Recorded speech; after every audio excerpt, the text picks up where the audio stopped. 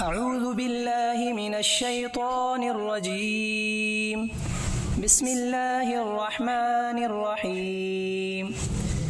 ألف لام ميم. تنزيل الكتاب لا ريب فيه من رب العالمين. أم يقولون افتراه بل هو الحق من ربك لتنذر قوما ما أتاهم من نذير من قبلك لعلهم يهتدون. الله الذي خلق السماوات والأرض وما بينهما في 6 أيام ثم استوى على العرش. ما لكم من دونه من ولي ولا شفيع أفلا تتذكرون. يدبر الأمر من السماء إلى الأرض ثم يعرج إليه في يوم كان مقداره ألف سنة مما تعدون. ذلك عالم الغيب والشهادة العزيز الرحيم. الذي أحسن كل شيء خلقه وبدأ خلق الإنسان من طين ثم جعل نسله من سلالة من ماء مهين ثم سواه ونفخ فيه من روحه وجعل لكم السمع والأبصار والأفئدة قليلا ما تشكرون. وقالوا أإذا ضللنا في الأرض أإنا لفي خلق جديد بل هم بلقاء ربهم كافرون.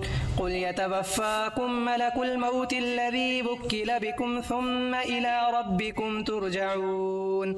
ولو ترى إذ المجرمون ناكسوا رؤوسهم عند ربهم ربنا أبصرنا وسمعنا فارجعنا نعمل صالحا إنا موقنون. ولو شئنا لآتينا كل نفس هداها ولكن حق القول مني لأملأن جهنم من الجنة والناس أجمعين.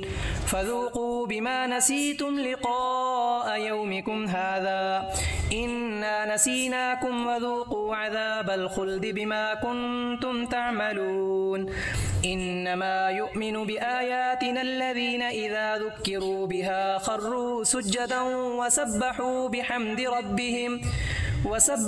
بحمد ربهم وهم لا يستكبرون.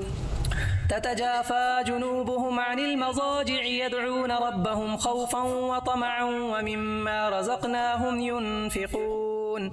فلا تعلم نفس ما أخفي لهم من قرة أعين جزاء بما كانوا يعملون. أفمن كان مؤمنا كمن كان فاسقا لا يستوون. أما الذين آمنوا وعملوا الصالحات فلهم جنات المأوى نزلا بما كانوا يعملون.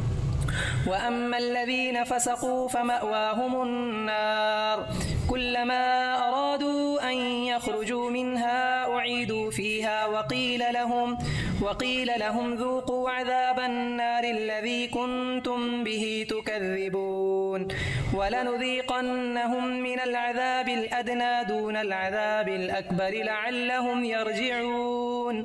ومن أظلم ممن ذكر بآيات ربه ثم أعرض عنها إنا من المجرمين منتقمون. ولقد آتينا موسى الكتاب فلا تكن في مرية من لقائه وجعلناه هدى لبني إسرائيل. وجعلنا منهم أئمة يهدون بأمرنا لما صبروا وكانوا بآياتنا يوقنون.